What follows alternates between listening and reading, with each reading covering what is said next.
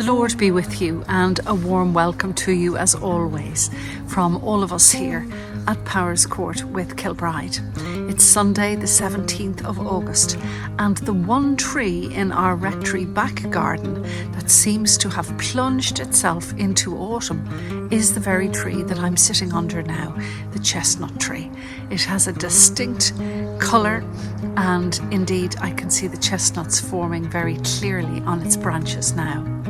You're welcome to join me for the next short while as we take a little piece of scripture as a guideline for a circumstance or circumstances that I found myself in during the week.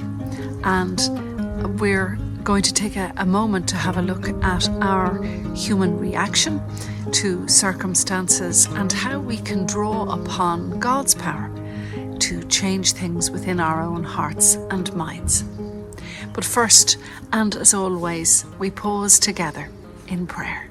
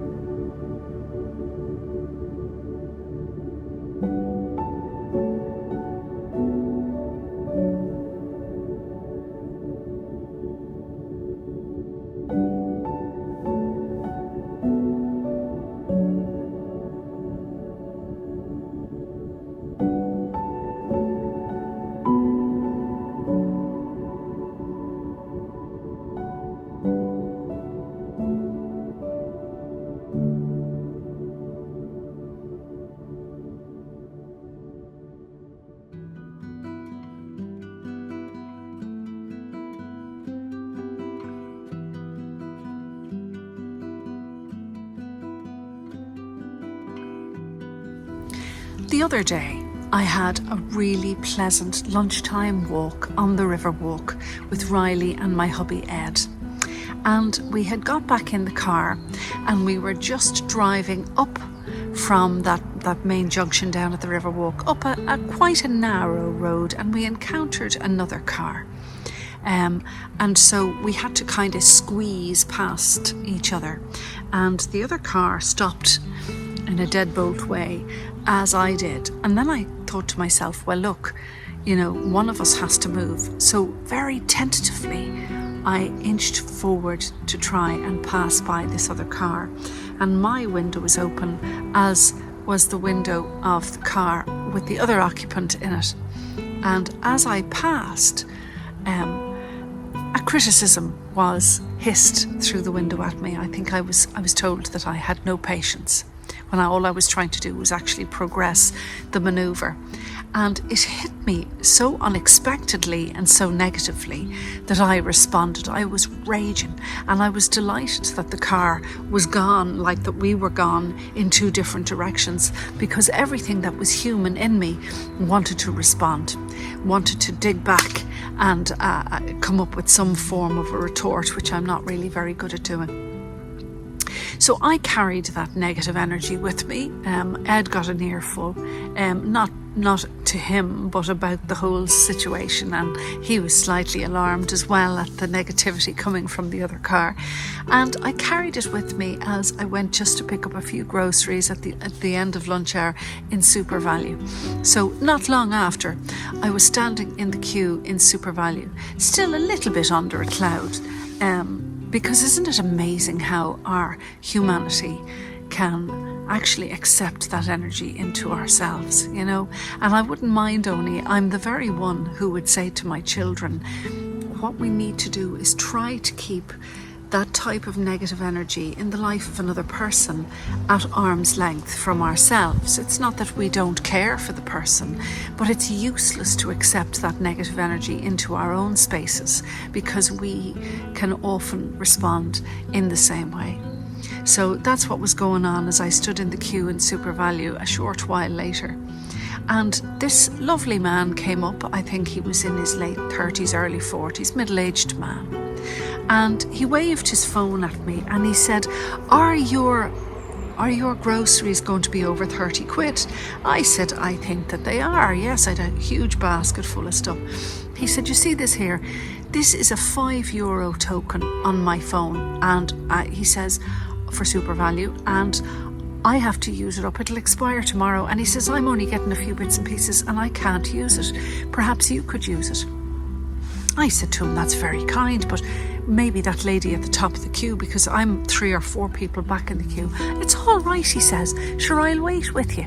I like to do this occasionally. If I see that something's going to expire, I'll pass it on to somebody else. Well, without intruding on me and overwhelming me with conversation, the same gentle man stood in the queue with me until a few moments later he wagged his phone with the voucher on it in front of the sales assistant, the girl behind the desk, and he said, that lady there, I'm giving her €5 off her shop. And I could see the assistant at the checkout smiling. The energy was absolutely infectious, and it put me in a far better place as I walked away. And I suppose, to be quite honest with you, it restored my faith in humanity as well. Aren't we, in many ways, myself included, frail human beings that we can totter along very nicely, and then as soon as somebody looks crooked or says something crooked at us, we respond immediately. Now, I'd like to think there are many people in the square far better than I, because I'm a bit of an old passionate woman, and if something goes wrong like that, particularly the sense of injustice you feel when you are only really trying to help, it can exact a response within you that's less than appropriate. But what I really wanted to say to you is we are all susceptible to this happening, and we are equally as susceptible to that positive energy that can come straight at us from another source. And it makes me think how powerful we are as individuals with the energy that we bring at any given moment of the day. We are asked to be salt and light in this world, to let our light shine. But the honest truth is that as human beings, there are days we may wake up with a cloud.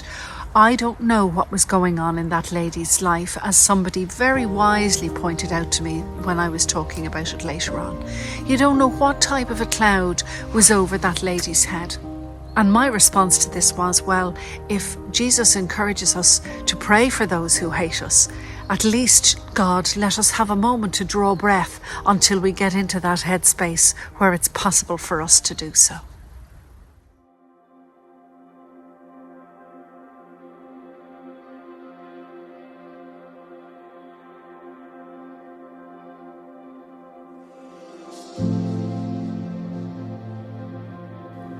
God knows we all have varying days in this life, and we are faced with joys and sorrows, and some days we wake up and there are dark clouds over us, and other days are filled with sunshine.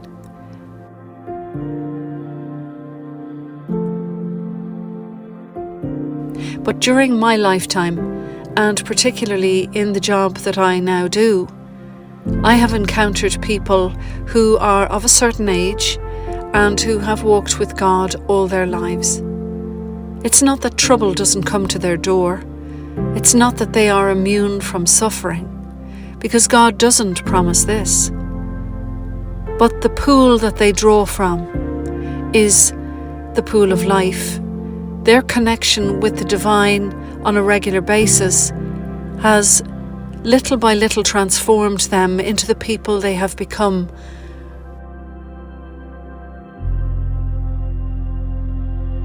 No matter what life throws at people, there is a vortex called the Kingdom of Heaven that is available to all of us. And on days when the darker clouds come, and the days when the sun is shining, if we can draw from that, establish a relationship with that, and move forward in the company of that force, then the light that we bring into this world will be noticeably different and will most definitely have knock-on effects in the lives of other people.